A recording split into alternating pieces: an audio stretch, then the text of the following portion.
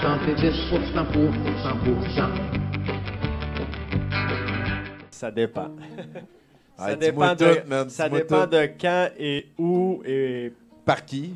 aussi. Ouais. Et, tu sais, je veux dire, l'environnement. Fait que oui, la réponse est oui. Ça m'arrive, oui. Ça Mais t'arrive des de fois, quand je me mets mentalement à off, il n'y a pas moyen de me faire, rire. Tu vas dans ton point zéro, genre? Là? Oui, quand je suis capable de me concentrer, sinon... Ça vient de tes années d'entraînement d'arts martiaux, ça? Oui, On peut dire ça, oui. T'as écouté assez de films de ninja, ça compte? Ben, pas en tout. Pas en tout. Ouais. T'as-tu un idole dans la musique? Est-ce quelqu'un qui t'a inspiré? Un idole, ben, j'en ai pas un spécifiquement, j'en ai plusieurs, tu sais, mais j'idolâtre personne, tu sais, je respecte tout musicien. Tantôt, vous avez fait, t'as dit que vous aviez fait Tom Sawyer de Rush Oui. en cover.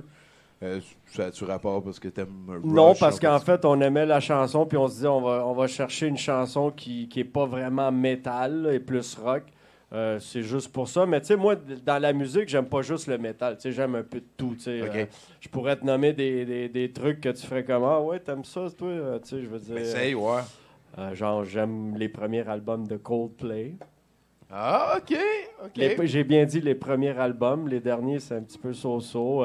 Il y a un chanteur espagnol qui s'appelle Juan Manuel Serrat que j'adore. C'est de la chanson... C'est plus des textes, en fait, mais c'est vraiment tout doux. Puis, genre, je dis ça aux gens, puis je leur fais écouter. Puis, ah ouais, t'aimes ça, toi? Qu'est-ce que t'aimes là-dedans? Ah ouais. Non, mais je pense que Coldplay, c'est un petit peu plus surprenant, par contre. Ben, j'aime de tout. Quand une chanson est bonne, tu sais, je veux dire, que ce soit métal Moi, j'aime Arthur, le coureur des bois. T'as-tu déjà écouté du J'ai Arthur? aucune idée, non. Ah non, hein? Je cours dans les bois, je suis un coureur des bois, amant de la nature. Oui, mon nom c'est... Arthur, ben oui, Colin, c'est qu'il l'a. Hey, je pense qu'on prendrait un autre chroniqueur. Tu sais, avec Guillaume Blais. Go on!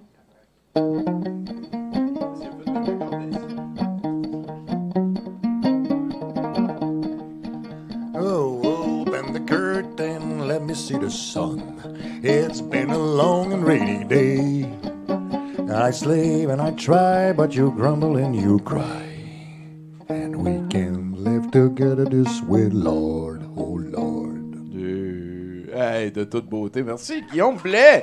On est rejoint par Pierre Bellemare, la sagesse des Bellemare Bros. L'aîné. Alors, bonsoir, messieurs, dames. Je vais vous entretenir des choses qui sont anciennes. Je suis l'ex-chanteur du groupe Danger. Donc, je vais vous parler d'une période passablement reculée, au moment où on pouvait remplir un char de gaz pour le prix d'un club sandwich à l'avenue et que payer son loyer équivalait à une soirée de travail de Tommy Godette. Fait que... Et puis, voilà. Alors, si on doit commencer par le commencement, allons-y avec le tout premier contrat professionnel que Danger a eu à l'époque. Alors, l'agence de booking nous dit, on est 5, l'agence de booking nous dit, bon, on a un contrat pour vous, c'est au Lac-Saint-Jean, à Mistassini pour être plus précis. Et puis seulement là-bas, à cet endroit-là, on doit vous prévenir d'avance. Premièrement, le contrat est intense, là. On parle de 5 sets de 40 minutes par soir, 5 soirs semaine, plus 3 autres le dimanche après-midi. Fait que, bon, c'est Tabarnak, le monde aime Danger. oui, ben, écoute, nous nous appelions pas encore Danger. Ça fera partie d'une autre chronique. Ah, ben, Ouais, ça. c'est le début. J'adore ça. le début C'est des- en quelle année à peu près, Pierre? tout ça? Écoute, c'est exactement l'automne de 1974.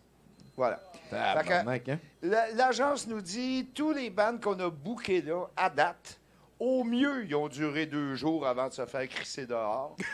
Puis au pire, ben, ça a duré 45 minutes. Après le premier set, vous prenez vos affaires, vous vous en retournez d'où que vous venez.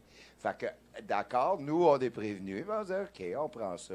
C'est quoi ces façons dans les non, Blues écoute, Brothers? Écoute, on verra un peu plus loin. On la a rien. chronique, la personnalité du propriétaire de l'hôtel où on s'en allait jouer. Bon. Alors, on embarque toutes les 5. Moi, j'étais le seul qui avait un char, fait que j'ai dit, on va prendre le mien. On embarque tous les 5 dans l'auto, puis on s'en va à Mistassini.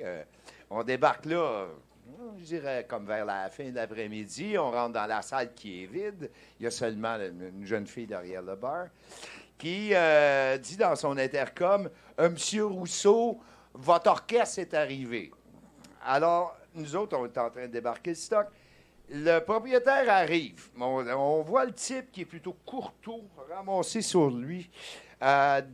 Écoute, il doit avoir comme, à ce moment-là, peut-être 45 ans dans ce genre-là. Des gros favoris jusque-là. Il n'y a pas de cou. Il y a une face de bulldog et un gros cigare vissé dans le coin de la bouche. Puis il nous dit comme ça, right there, et il s'adresse à nous et il dit « C'est qui le leader du band? » Puis là, moi, je pointe le guitariste Johnny, puis j'ai dit « Ben, c'est lui, puis moi, tu sais. » Il dit « Toi, puis toi, viens ici! » Là, on le suit, on s'en va dans son bureau. Il s'assoit derrière son bureau. On s'assoit devant. Il rouvre le tiroir de son bureau, il sort un 38, un vrai, puis t'as une claque sur le bureau. Putain! Le boss ici, c'est moi! Là, moi puis le guitariste... Mon pénis, c'est pas petit! Là, moi puis le guitariste, je veux dire, on s'en regarde, puis on veut pas contester ce qu'il vient de dire. On est bien d'accord avec lui. Oui, le boss ici, c'est comme vous, là, monsieur Rousseau. Là, enfin, et puis là, il sort ses conditions, tu sais. Et il dit, là... Parce qu'on était nourris, logés. Hein? On était à 2 par chambre, blablabla, mais puis on avait droit à un dîner, un souper, un déjeuner. Bon. Mais n'empêche, il dit déjeuner, c'est entre 6 et 7 et demi. Le dîner, c'est entre 11 et demi puis 1 heure. Puis le souper, c'est entre 5 et demi puis 7. Puis si vous êtes pas là à cette heure-là, vous mangerez de la marde. Bon. OK, d'accord, alors voilà.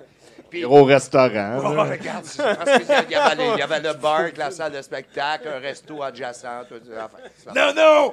La marde! La marde! OK, c'est comme ça. Puis il met sur d'autres conditions.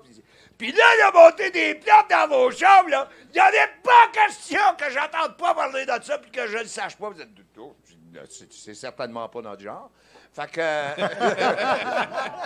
On est juste des musiciens. Fait que ça, d'accord, ça reste comme ça. Sauf que quand finalement, on a fini par sortir de son bureau, débarquer notre stock, s'installer, puis faire une répète en après-midi en vue du show du soir. Et puis là, on voit 2-3 jeunes filles qui sont là, venues sneaker dans la porte, là, voir c'est qui, les petits gars de Montréal là, qui sont venus jouer là. Puis on les voit, ils se parlent l'une l'autre et tout. Ce qui fait que... Il y avait mon frère Paulo dans le band. Vous ne connaissez pas mon frère Paulo, hein? C'est le leader des frères à cheval. C'était le plus joli petit blond à cheveux longs dans ce temps-là, qui avait 18 ans. Là. C'était... en fait, il était encore sortable. Ah ouais. Mon frère Paulo aussi, quand même. Et puis, ce qui a fait que quand le soir arrive, la salle est pleine. Puis là, nous autres, on commence à jouer, mais que contrairement à tous les bands qui s'étaient produits là avant et qui s'étaient fait crisser dehors dans les plus brefs délais, là, nous autres, on joue pas comme eux. On a une espèce de maniaque comme drummer qui a décidé de jouer chaque chanson comme si c'était la dernière, puis d'écourter ça, genre, à toute berzingue. Écoute, on est monté là-bas avec des albums et un répertoire que les gens étaient même pas au courant à Montréal, là. On parle des New York Dolls, on parle des Stooges, on parle de Slade. Et, je veux dire, c'est quoi ça, tu sais? On arrive, puis on joue ça. Succès instantané, c'est soul crack. Les gens boivent comme des cochons, finissent la soirée dans l'allégresse. Ils reviennent le lendemain, même histoire, le surlendemain, même... Regarde, ça n'a pas fait 3 jours qu'on était là, que le boss était dans le fond de la salle avec le monde qui buvait tous, puis qui s'éclatait comme des malades, puis qui nous envoyait bière par-dessus bière à notre table. Puis qu'à partir de vraiment de ce moment-là, là, on a fait ce qu'on voulait. On déjeunait à midi, on soupait quand on avait faim. Et puis finalement, ça a duré de même pendant 5 semaines. Beaucoup d'autres anecdotes à venir. Oh, merci, messieurs, dames. Hey, merci. Pierre Bellemare, mesdames, messieurs. C'est donc bien le fun, man. Bonne job. Aïe, aïe. Puis le boss nous a donné son 38. Oui, c'est ça. C'est vous autres le boss à cette heure. As-tu déjà eu ça, un boss capable? Ben, t'as eu le même pendant 30 ans, fait que... Non, mais en fait, ça me rappelle une histoire de tournée qu'on avait faite à Val-d'Or. C'était 4 soirs à Val-d'Or. Oh. Un petit peu dans le même genre. C'était au Ritz à Val-d'Or. Ah, tabarnak, Puis, ben oui. les propriétaires, c'était les frères Cossette. Je pense qu'ils étaient 3-4 frères, tu sais. Mais les gars les plus intenses sur la planète, tu sais. Ça avait même pas de bon sens, tu sais. On arrivait là, nous autres, on était jeunes, là, on avait même pas 18-19 ans, tu sais. Puis eux autres, ils étaient sur le party. Puis nous autres, à cette époque-là, un petit peu moins, tu sais. Oui, on l'a été pendant des années, mais après ça, tu sais. Puis eux autres, là, ils arrêtaient pas. Puis là, je me souviens, la dernière soirée qu'on jouait, il arrivait avec un pichet plein de bière comme ça. Il s'en allait voir le drummer pendant qu'il jouait. Puis là, il disait « Penche ta tête. » Puis là, il versait le pichet au complet, tu sais. Puis je me souviens, je pense que c'était le deuxième ou le troisième soir qui nous amène dans les bas-fonds du Ritz. Puis là, il nous pointe le frigo, là, puis il était plein d'alcool. Puis il n'y a personne. Puis là, ils nous disent, un petit peu menaçant, tu sais, il n'y a personne. 70% pour 100%.